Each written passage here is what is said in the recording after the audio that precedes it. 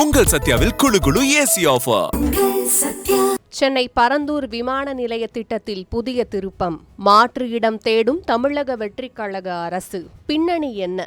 கடந்த 2022ஆம் ஆண்டு திமுக அரசால் அறிவிக்கப்பட்டு சுமார் 1700 ஏக்கர் நிலம் கையகப்படுத்தப்பட்ட சென்னை பரந்தூர் பசுமை வழி விமான நிலைய திட்டத்திற்கு பதிலாக தற்போது மாற்று இடத்தை கண்டறிவது குறித்து அதிகாரிகள் மற்றும் நிபுணர்களுடன் இணைந்து அரசு ஆலோசித்து வருவதாக எரிசக்தி மற்றும் சட்டத்துறை அமைச்சர் ஆர் நிர்மல்குமார் தெரிவித்துள்ளார்.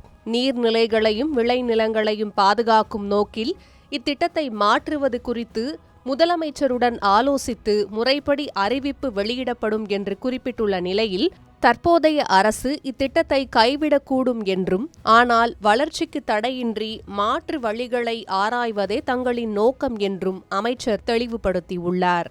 இருப்பினும் ஏற்கனவே தள அனுமதி மற்றும் கொள்கை அளவிலான அங்கீகாரங்கள் பெறப்பட்டு நிலம் கையகப்படுத்தப்பட்டுள்ள சூழ்நிலையில் இத்திட்டத்தை திடீரென கைவிடுவது மாநிலத்தின் பொருளாதார வளர்ச்சி மற்றும் வெளிநாட்டு முதலீடுகளை பெரிதும் பாதிக்கும் என தென்னிந்திய வர்த்தக மற்றும் தொழில்துறை சபை போன்ற தொழில் அமைப்புகள் கவலை தெரிவித்துள்ளன. சென்னைக்கு ஒரு புதிய சர்வதேச விமான நிலையம் அவசிய தேவையாக இருக்கும் சூழலில் இறுதி முடிவை எடுப்பதற்கு முன் தொழில்துறையினரின் கருத்துக்களையும் அரசு கேட்க வேண்டும் என அவர்கள் வலியுறுத்தியுள்ளனர். மறுபுறம் விமான போக்குவரத்து நிபுணர்கள் புதிய இடத்தை தேர்வு செய்வதில் உள்ள நடைமுறை சிக்கல்களையும் சுட்டிக்காட்டுகின்றனர். புதிய இடத்தை அடையாளம் கண்டு இந்திய விமான நிலையங்கள் ஆணையத்தின் ஆரம்பகட்ட சாத்தியக்கூறு ஆய்வை முடிக்கவே குறைந்தது 1 வருட காலம் ஆகும்.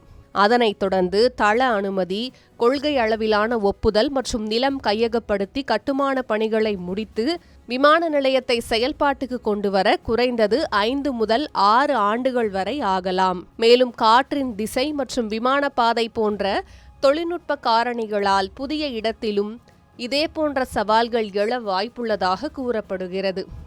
இதனால் சென்னைக்கான புதிய விமான நிலைய காத்திருப்பு மேலும் நீளக்கூடும் என வல்லுநர்கள் கருதுகின்றனர்.